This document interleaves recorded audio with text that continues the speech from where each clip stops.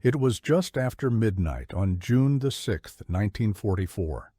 The sky over Normandy was dark, broken only by the diffuse light of the moon. 6 Horsa gliders glided silently through the darkness, their wings cutting through the cold morning air. Inside each glider, British soldiers of the 6th Airborne Division waited tensely, their faces covered with camouflage paint, their hands gripping their weapons tightly. Major John Howard, commander of this special force, looked out the small window of the glider. He knew that in the next few hours, everything could change. The success or failure of this operation would determine not only the fate of thousands of Allied soldiers who would land on the beaches of Normandy in the coming hours, but potentially the outcome of the entire invasion of Nazi-occupied Europe. This is the story of Operation Dead Stick, one of the most audacious and perfectly executed missions of World War II.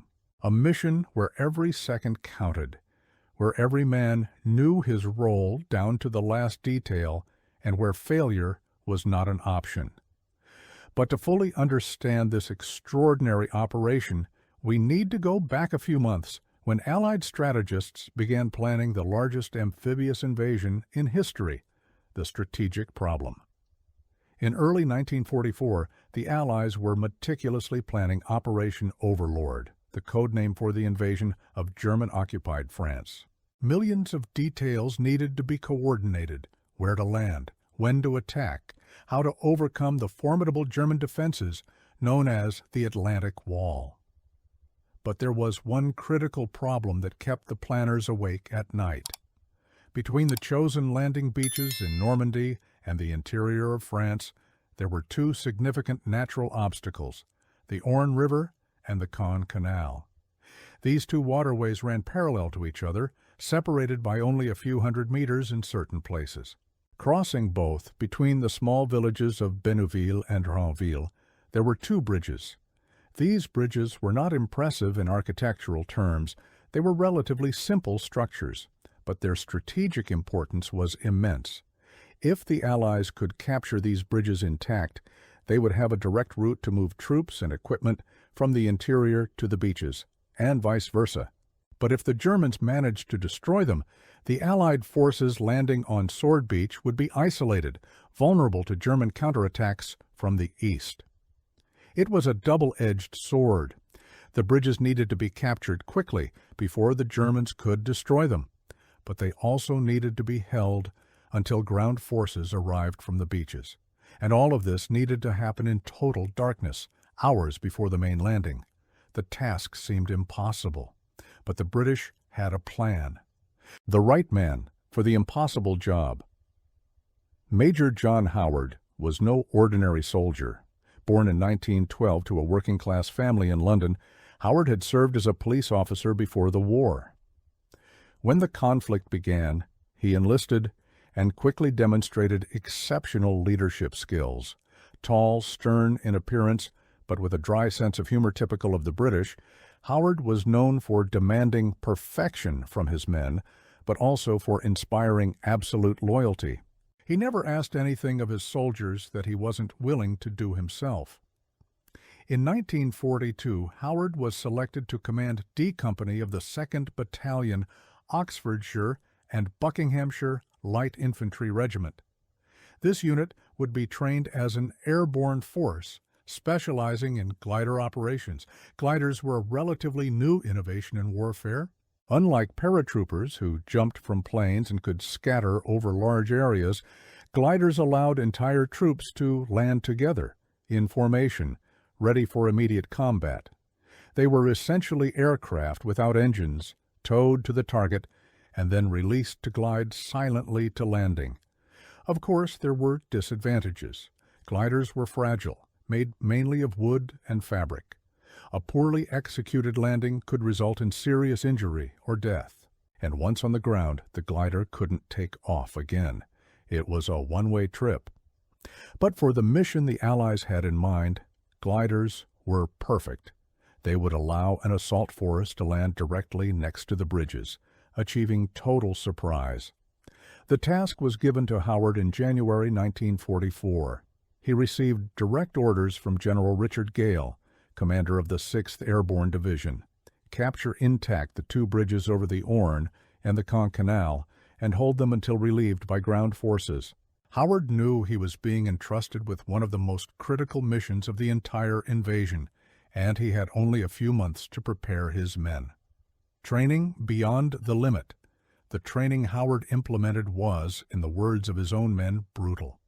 But he had good reason. This mission would not allow for mistakes. Every man needed to know not only his own job, but everyone else's job. If a section leader fell, another needed to take over immediately. Howard carefully selected 181 men from his company. All were volunteers, although many didn't know exactly what mission they were volunteering for. The operation was classified as top secret. The men trained relentlessly. They practiced night assaults repeatedly until they could do it blindfolded. They learned to identify each other in the dark by sound, by touch, even by smell. Minimal verbal communication would be essential during the actual operation. But the real stroke of genius in the training came when the Allies built full-size replicas of the two bridges in a training area in England. These replicas were so accurate that they included even the surrounding buildings, constructed based on aerial photographs and intelligence reports from the French resistance. Howard's men trained on these replicas hundreds of times. They knew every inch of the terrain. They knew exactly how many steps were needed to go from one point to another. They knew where the German guards would be, where the explosives the Germans had prepared to destroy the bridges would be, where the enemy machine guns would be. They practiced scenarios where everything went right, and they practiced scenarios where everything went wrong. They trained for the case where some gliders didn't reach the target. They trained for the case of losing officers. They trained until the operation became muscle memory. Howard also insisted on something unusual. He wanted his men to know not only their own mission, but the entire larger strategy of D-Day. He believed that if the men understood the importance of what they were doing, they would fight more fiercely.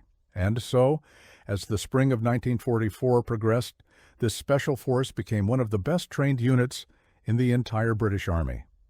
The planning challenges. But training the men was only part of the challenge. The operation itself presented immense technical problems that needed to be solved. First, there was the question of navigation. How would the glider pilots find two relatively small bridges in total darkness, without navigation lights, with the possibility of fog or low clouds? The chosen pilots were the best of the glider regiment. They studied maps until they memorized them. They learned to use natural landmarks visible even in darkness, the moonlight reflected in rivers, the silhouettes of forests, the shape of villages. But there was still the problem of landing. Horsa gliders weighed more than 3 tons when fully loaded. They landed at speeds of about 100 miles per hour. A miscalculation of a few seconds or a few meters could mean landing in water, colliding with buildings, or worse. The plan required the gliders to land in specific fields next to the bridges. But these fields were small, surrounded by trees, and the Germans had installed anti-glider obstacles, poles known as Rommel's asparagus, intended to destroy any glider attempting to land. The pilots practiced precision landings repeatedly. They developed special techniques, including using drag parachutes to slow the gliders after landing. Even so, everyone knew the landings would be violent. Then there was the question of timing. The operation needed to happen at night, but not too early, because they would need to hold the bridges until ground forces arrived from the beaches. Not too late, because they needed darkness for surprise. After careful analysis of tides, moon phases, and the timing of German patrols, the perfect moment was identified, a few minutes after midnight on June 6, 1944. And finally, there was the question of explosives. The Allies knew from French resistance intelligence that the Germans had prepared the bridges for demolition. Explosive charges were installed, ready to be detonated at the first sign of attack. Howard's force would have to neutralize these charges in seconds, not minutes. Explosive specialists were trained specifically for this task. They practiced finding and disarming explosive charges in the dark, using only small flashlights in their hands. The intelligence that saved lives. While Howard and his men were training, another critical operation was underway behind the scenes: intelligence gathering. The French resistance played an absolutely vital role in the success of Operation Dead Stick. Members of the local resistance lived in the villages of Bénouville and Renneville. They worked as farmers, bakers, housewives, living their seemingly normal lives under German occupation. But secretly, they observed everything. They counted the German soldiers stationed near the bridges. They noted when patrols changed shifts. They memorized the positions of machine guns and bunkers. They observed where the Germans stored ammunition. They even noted the individual habits of German guards: who smoked during their shift, who dozed off, who was most vigilant. All this information was transmitted to London through clandestine radio networks. It was incredibly dangerous work. If captured, resistance members faced brutal interrogation and certain death. But they continued, knowing that every fragment of information could save Allied lives. The intelligence provided by the resistance allowed Allied planners to create incredibly detailed maps. Howard and his officers knew not only where German defenses were, but even where the windows in buildings near the bridges were, which doors were locked, where there were guard dogs. Aerial reconnaissance photographs complemented this intelligence. Modified Spitfire aircraft flew photography missions over the area, their cameras capturing every detail. Photo analysis specialists studied these images with magnifying glasses, identifying every pole, every trench, every strand of barbed wire. But there was a problem. The photographs showed that the Germans were constantly improving their defenses. New obstacles appeared. New trenches were dug. This meant that training had to be constantly updated to reflect changes in the terrain. Interestingly, the resistance also provided one piece of intelligence that would be critical on the night of the operation. The Germans had planned a training exercise for the night of June 5th to 6th. This exercise would involve blank ammunition and would simulate an attack on the bridges. This information would end up being both a blessing and a curse, as we shall see. The final days. By the end of May 1944, the tension was palpable.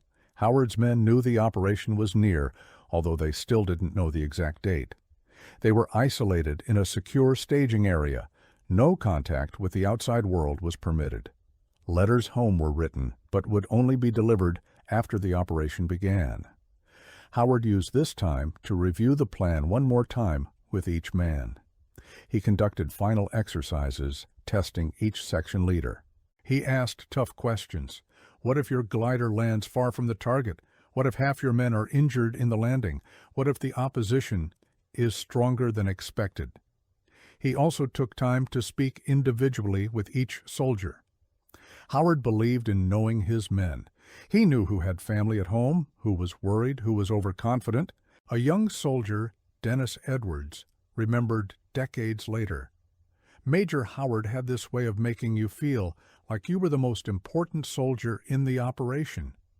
He would look you in the eye, and you knew he trusted you completely. And that made you want to be worthy of that trust. On June 4th, the order came. The operation would take place on the night of June 5th to 6th. Weather conditions were finally favorable. D-Day was coming. Howard gathered his men one last time. He didn't make a grandiose speech. It wasn't his style. Instead, he simply said, "You are the best airborne infantry company in the world. You've trained for this. You're ready. Now let's go and show these Germans what we're made of." The men cheered. Some sang, others were silent, lost in their own thoughts. On the afternoon of June 5th, the 181 men boarded their gliders, 6 gliders in all, 3 for each bridge. Each glider carried about 30 men plus equipment: explosives, Bren-Light machine guns, rifles, grenades, ammunition, rations, medical kits. The gliders were cramped. The men settled in as best they could, many standing or crouching. The smell of sweat, gun oil and nervousness filled the confined air. At 22:56 hours on June 5th, the Halifax bombers towing the gliders took off.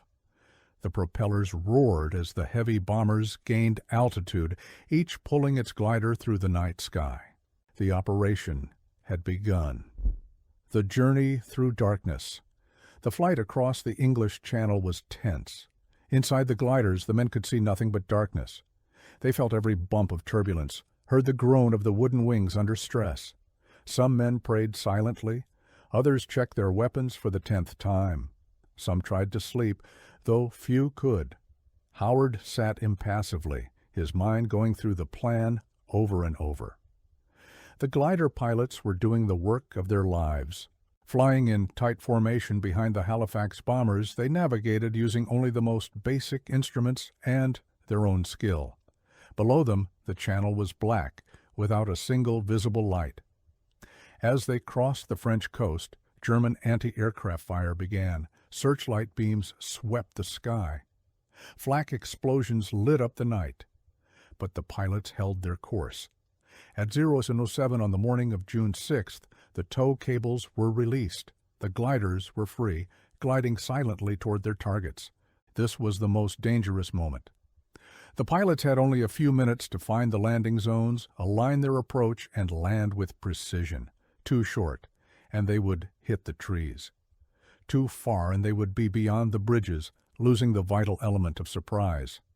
Pilot Jim Walwork was commanding the first glider, the one carrying Major Howard himself, and destined for the bridge over the Caen Canal, which would later become known as Pegasus Bridge.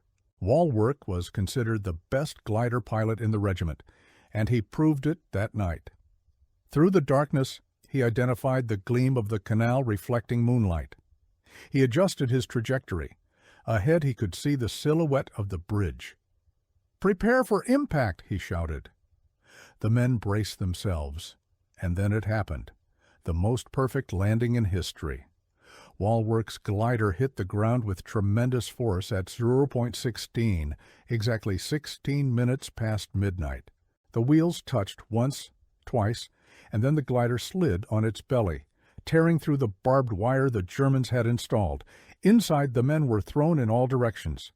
The noise was deafening, wood breaking, metal screeching, men shouting. The glider slid for about 40 meters before finally stopping. Walwork had landed just 47 meters from the bridge, closer than anyone had considered possible. It was literally the most perfect landing anyone could make. But Walwork paid a price. The impact was so violent that he was thrown through the windshield, knocked unconscious. Inside the glider there was a moment of stunned silence.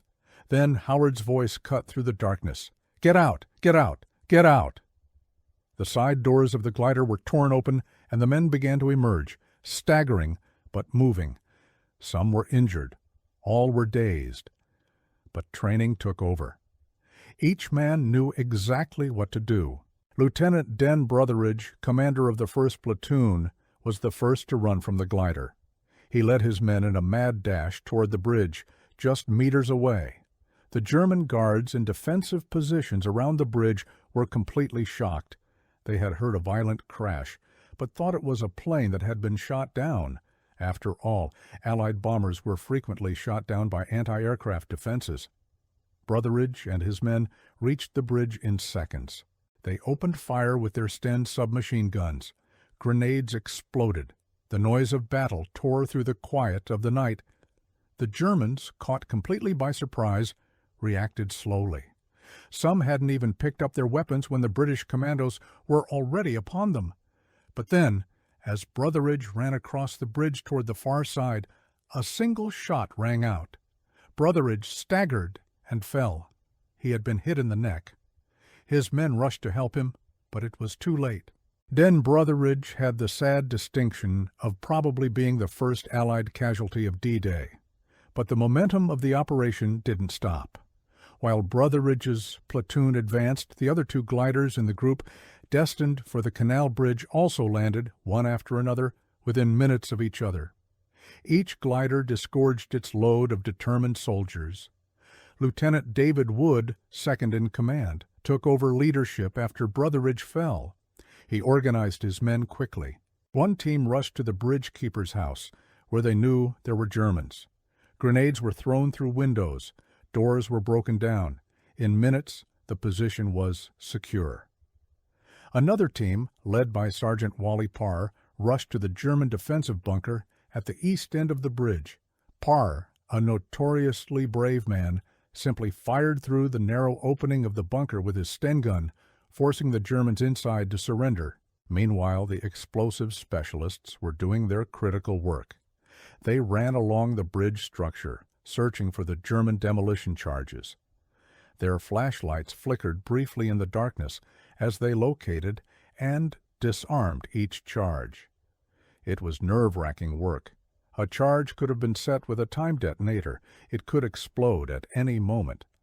But the men worked methodically, their hands steady despite the danger.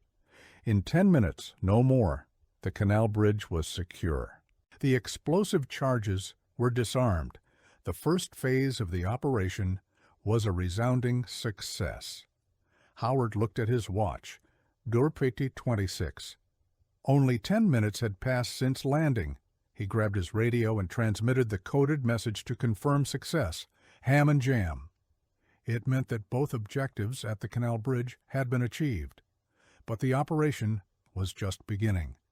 The second bridge, over the Orne River at Ranville, still needed to be captured. The second bridge. The 3 gliders destined for the Ranville Bridge had taken off moments after the first 3. They followed the same route, gliding silently through the French night. But not everything went as perfectly as at the first bridge. 2 of the 3 gliders landed near their target, efficiently disgorging their troops.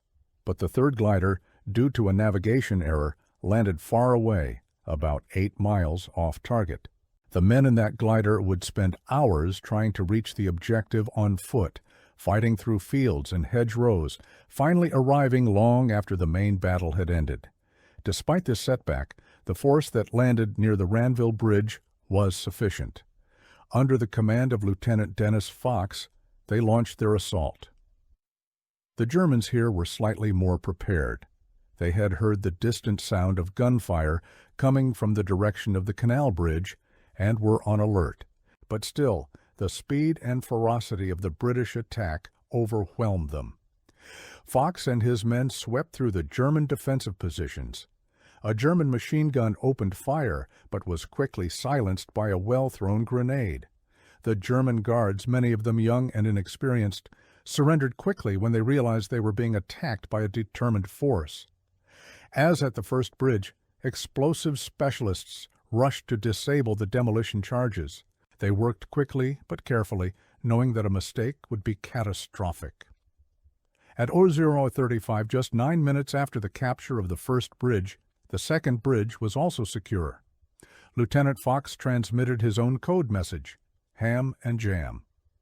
In less than 20 minutes, a force of fewer than 200 men had captured 2 critical strategic objectives, fought their way through German defensive positions, and neutralized demolition threats. It was an extraordinary demonstration of training, leadership, and courage. But now came the even harder part, holding the bridges until help arrived. The long wait. Howard knew that ground forces wouldn't arrive from the beaches for several hours. Until then, his small force would have to defend the bridges against any German counterattack, and the Germans would certainly counterattack. Already it was possible to hear in the distance the sound of motorized vehicles approaching. The Germans were reacting. Howard quickly organized his defenses. He positioned machine guns to cover the approaches to the bridges.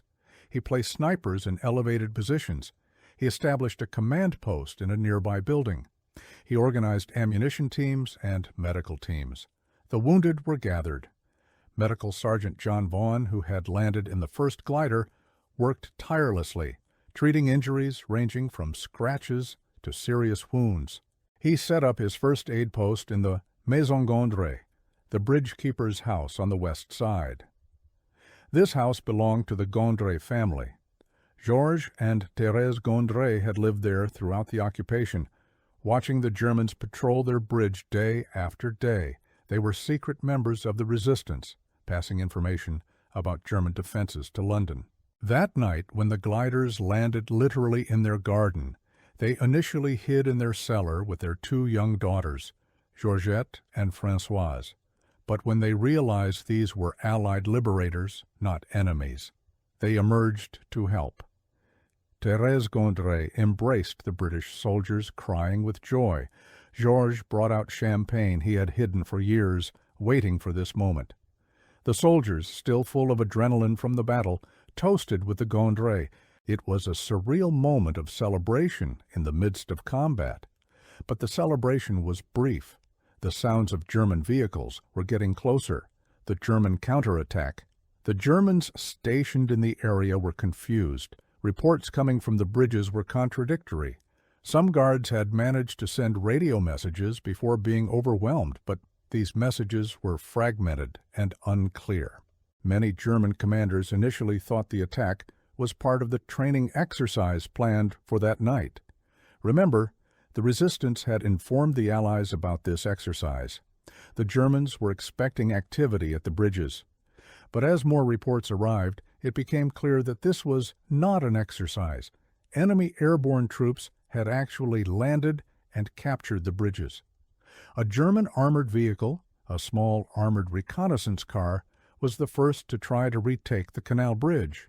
It emerged from the darkness, its machine guns firing, but Howard's men were ready. They opened fire with their Piat anti-tank weapons, a British projectile launcher. The first shot missed. The second hit the vehicle squarely. It exploded in flames, lighting up the night. Other German attempts followed throughout the early morning hours. Small groups of infantry tried to approach the bridges, but were repelled by disciplined British fire. Another armored vehicle tried to cross, but was quickly eliminated. What the Germans didn't realize was that they had lost the crucial moment. If they had reacted immediately after the glider landings, when the British force was disorganized and vulnerable, they might have succeeded in retaking the bridges. But the initial confusion, combined with the belief that it might be an exercise, gave the British the time they needed to establish solid defenses. With each passing minute, Howard's position grew stronger. Still, the situation was tense. The men were tired. Ammunition was starting to run low for some weapons, and there was no way to know exactly when help would arrive. Howard moved among his positions, encouraging his men, checking on the wounded, adjusting defenses. His calm, steady presence kept morale high. "The paratroopers will come," he promised his men, "and then the commandos. Just hold firm."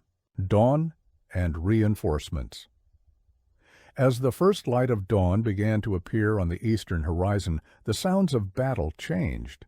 In the distance, Howard's men could hear the roar of hundreds of aircraft. The preliminary bombing of the landing beaches had begun. And then, like music to their ears, they heard a different sound, the sound of bagpipes. Lord Lovat, commander of the 1st Special Service Brigade, was arriving from the beaches with his commandos. And true to his eccentric nature, he had brought with him his personal piper, Bill Millen. Millen played as the commandos advanced toward the bridges. It was a surreal sight and sound, a Scottish man playing bagpipes in an active combat zone, while around him the war raged. Howard's men cheered when they saw the commandos approaching. They had done it. They had held the bridges until help arrived. Lovat crossed the canal bridge at 13:32, 2.5 minutes late, according to the planned schedule. He apologized to Howard for the delay, a typically British gesture of formality in the midst of chaos.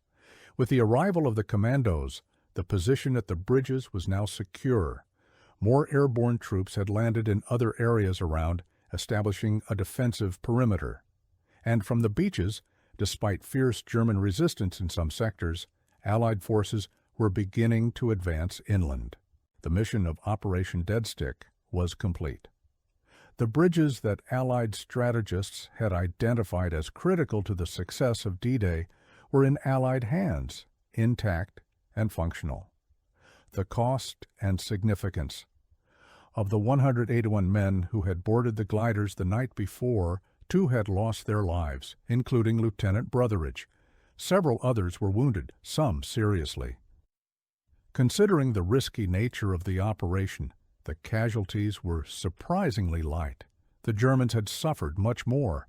Dozens of German soldiers had been taken out or captured. And critically, their ability to destroy the bridges had been denied. But what was the real impact of Operation Dead Stick on the larger outcome of D-Day and the war? Historians agree it was immense. If the Germans had succeeded in destroying those bridges, the Allied forces landing at Sword Beach would have been isolated. They would not have been able to receive rapid reinforcements from inland. German armored divisions could have counterattacked the beach much more effectively. Moreover, the capture of the bridges allowed airborne troops to protect the eastern flank of the entire landing area.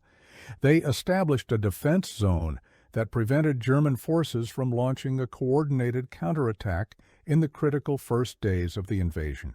General Eisenhower, Supreme Commander of Allied forces, later wrote that airborne operations, including the capture of the bridges, saved thousands of British and American lives. General Gale was even more specific. He stated that without the success of Operation Dead Stick, the landing at Sword Beach would have been extremely dangerous and potentially disastrous. But beyond the immediate military impact, the operation had a profound psychological effect. It demonstrated that the Allies could execute complex operations with extraordinary precision. It showed the Germans that the Allies were capable of devastating surprise attacks, and it raised Allied morale at a critical moment. The men behind the mission. The story of Operation Dead Stick would not be complete without talking more about some of the extraordinary men who made it possible. Major John Howard survived the war and lived until 1999, passing away at age 86. He remained modest about his achievements, always insisting that credit belonged to all his men, not just him. He visited Normandy many times after the war, participating in commemoration ceremonies and meeting with French and British veterans. Pilot Jim Walwork, the man who made that impossible perfect landing, also survived. Although temporarily knocked unconscious in the landing, he recovered and participated in other operations. After the war, he became a civilian flight instructor, passing his extraordinary skills to a new generation of pilots. Lieutenant Den Brotheridge, the first to fall, is remembered as a hero on both sides of the channel. He was only 26 when he passed away. His wife Margaret was pregnant with their second child, who was born months after the liberation of France. Brotheridge is buried in the Ranville Cemetery, the first Allied war cemetery established in liberated France. Sergeant Wally Parr, the man who cleared the German bunker single-handedly, survived the war and became a passionate advocate for veterans. He helped organize annual reunions of Operation Dead Stick survivors and worked tirelessly to ensure that the story of the operation was not forgotten. And the Gondry family? Georges and Thérèse transformed their house into a memorial and museum. The Café Gondry, as it became known, became a pilgrimage site for veterans and their families. Thérèse lived until 1989, and their daughters continued the tradition of hospitality and memory. Today, the café still operates, run by descendants of the family, serving as a living link to that extraordinary night. Lessons from a perfect operation. What made Operation Dead Stick so successful? Military historians have studied this operation extensively, and several lessons emerge. First, meticulous planning. Every detail was considered, every contingency was planned for. Full-size replicas allowed soldiers to rehearse the actual operation repeatedly. This was not improvised. It was choreographed like a deadly ballet. Second, accurate intelligence. The French resistance provided detailed information about enemy positions, allowing Allied planners to create a plan based on reality, not assumptions. This intelligence saved lives by avoiding unpleasant surprises. Third, exceptional leadership. Howard was the type of leader who inspires absolute loyalty. He trained his men hard, but they knew he would never ask them to do something he wouldn't do himself. He led from the front, not from behind a desk. Fourth, intensive training. Howard's men were not just good soldiers, they were specialists in a specific mission. They had trained so much that the operation became instinctive. Even under the extreme stress of actual combat, they knew exactly what to do. Fifth, the element of surprise. By attacking at night, using silent gliders, and landing directly next to the objectives, the British achieved total surprise. The Germans simply didn't have time to react effectively. And finally, luck. Yes, luck played a role. Walwork could have missed the target by hundreds of meters. The weather could have been bad, preventing the flight. The Germans could have been more alert. But as a Roman general once said, fortune favors the prepared. And Howard's men were prepared like no other force before. The lasting legacy today, more than 80 years after that memorable night, the story of Operation Dead Stick continues to resonate. The bridge over the Caen Canal was officially renamed Pegasus Bridge in 1944 in honor of the winged emblem of the 6th Airborne Division. The original bridge was replaced in 1994, but the old bridge was carefully dismantled and moved to a nearby museum, where visitors can walk on the same steel planks that the British commandos crossed that June night. An impressive memorial was erected at the site of the glider landings. It features a full-size replica of a Horsa glider positioned where Howard's glider landed. It is a powerful reminder of what these men accomplished. Every year, on the anniversary of D-Day, ceremonies are held at the bridges. Veterans, increasingly fewer as the years pass, return to pay tribute to fallen comrades. Politicians make speeches, bands play, and always a bagpipe plays, echoing the sound that Bill Millen made when the commandos arrived that historic morning. For the inhabitants of Bénouville and Ranville, the operation is not just history, it's part of their identity. Generations of children have grown up hearing stories of the liberators who arrived in the darkness. Families maintain connections with British veterans and their descendants. It is a bond of gratitude that transcends nationality and time. And in military academies around the world, Operation Dead Stick is taught as a perfect example of how to execute a precision airborne operation. Cadets study the planning, analyze the tactics, debate the decisions. The operation has become a classic case study in military leadership and operational execution. The difficult questions. But the story also raises difficult questions that deserve reflection. First, there was the question of risk. The operation was incredibly risky. The gliders could easily have all crashed. The men could have been wiped out before they could organize a defense. Was it worth the risk? Allied planners obviously thought so. They calculated that without these bridges, the losses at Sword Beach and the possibility of landing failure were much greater than the risk of losing 181 men in a glider operation. It's a cold calculation, but it's the brutal mathematics of war.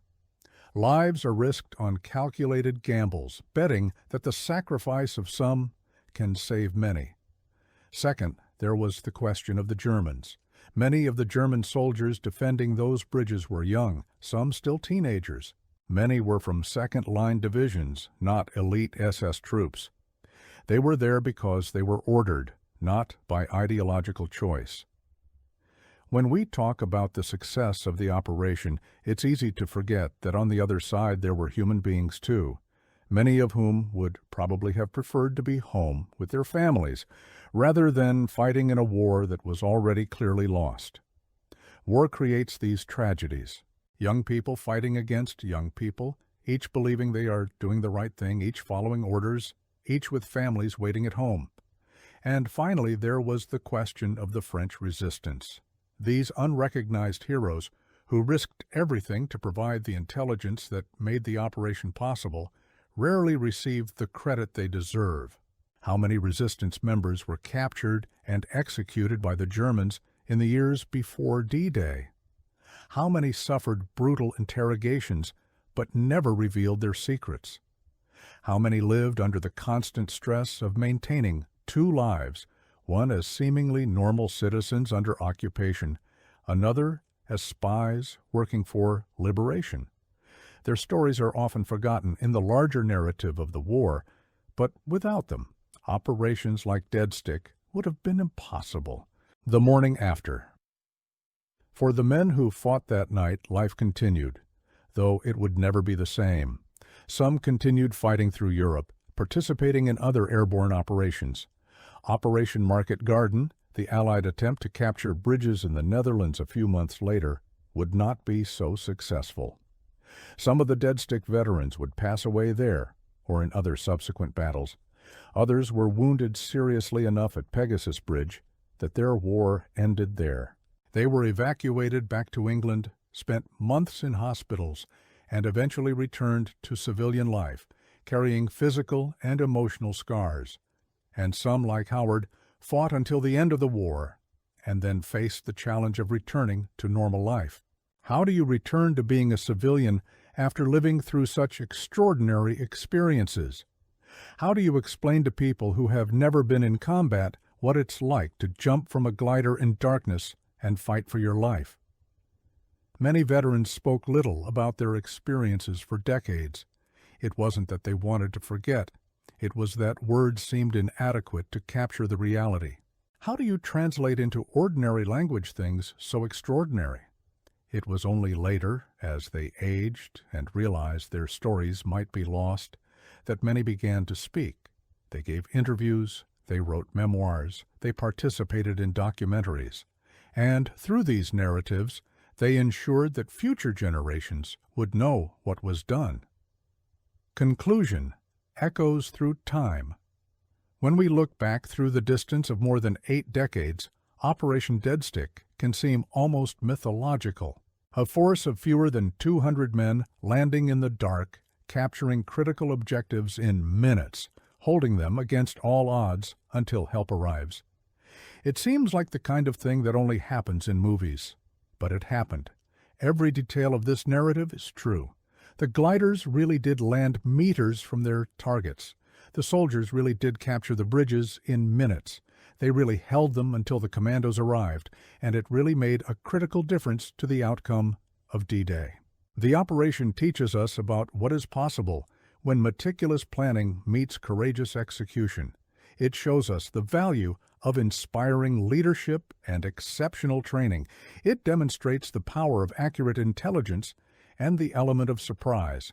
But perhaps most importantly, it reminds us of what ordinary individuals can achieve when called upon to do extraordinary things.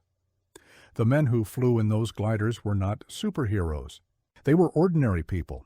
Before the war, they were office clerks, farmers, teachers, mechanics. But when history called them, they answered.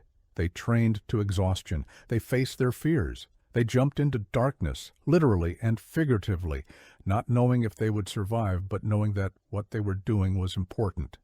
And on that June night in 1944, they changed the course of history. Today, when we visit Pegasus Bridge and walk where these men fought, it's easy to be overwhelmed by the feeling that we are on sacred ground. Because in a sense, we are. This is a place where ordinary men did extraordinary things, where courage and sacrifice met purpose and success. The waters of the Caen Canal still flow peacefully under the bridge. The fields where the gliders landed are now green and calm. The houses of Bénouville and Rainville look like any other small French village. But if you stop and listen, on a quiet day, you can almost hear the echoes of that night.